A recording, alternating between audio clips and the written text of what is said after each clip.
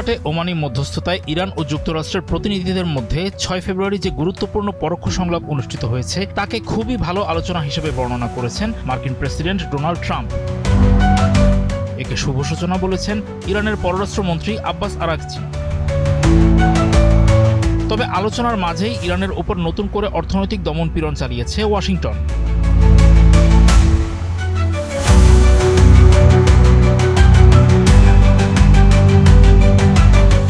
আলোচনা নিয়ে ট্রাম্পের প্রতিক্রিয়া কূটনৈতিক।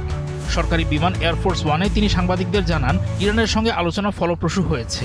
তার মনে হয়েছে ইরান একটি চুক্তিতে পৌঁছাতে আগ্রহী। আগামী সপ্তাহে আবারও বৈঠকে বসার খবর জানান তিনি।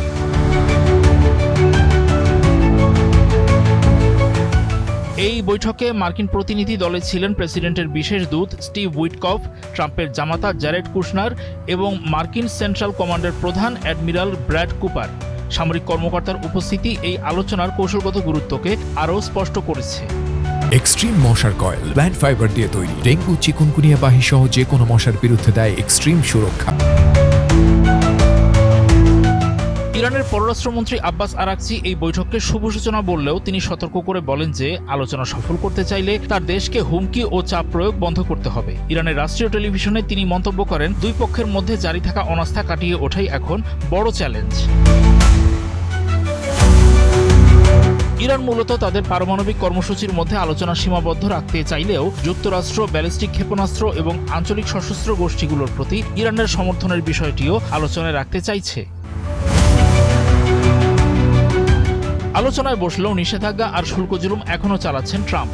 তার প্রশাসন যে ইরানের ওপর সর্বোচ্চ চাপ প্রয়োগের নীতি অব্যাহত রেখেছে তা তারা খোলাখুলি স্বীকারই করেছে। মাস্কাট বৈঠকের পরপরই মার্কিন পররাষ্ট্র দপ্তর 15টি প্রতিষ্ঠান, 2 ব্যক্তি এবং 14টি জাহাজের বিরুদ্ধে নতুন নিষেধাজ্ঞা জারি করেছে। তাদের বিরুদ্ধে অবৈধভাবে ইরানি পেট্রোলিয়াম ও পেট্রোকেমিক্যাল পণ্য বাণিজ্যের অভিযোগ আনা হয়েছে। এছাড়া ট্রাম্প একটি নতুন নির্বাহী আদেশ জারি করেছেন।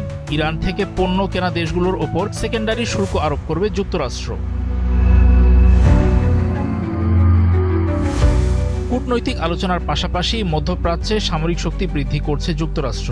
ইরান উপকূলের কাছে ইতোমধ্যে বিমানবাহী রণতরী আব্রাহাম লিঙ্কনের পাশাপাশি বিশাল সামরিক নৌবহর মোতায়েন করা হয়েছে। বিশ্লেষকরা মনে করছেন, আলোচনার মাধ্যমে উত্তেজনা কমানোর চেষ্টা থাকলেও হামলার প্রচ্ছন্ন হুমকি দিয়ে ইরানকে চুক্তিতে বাধ্য করার কৌশল নিয়েছেন ট্রাম্প।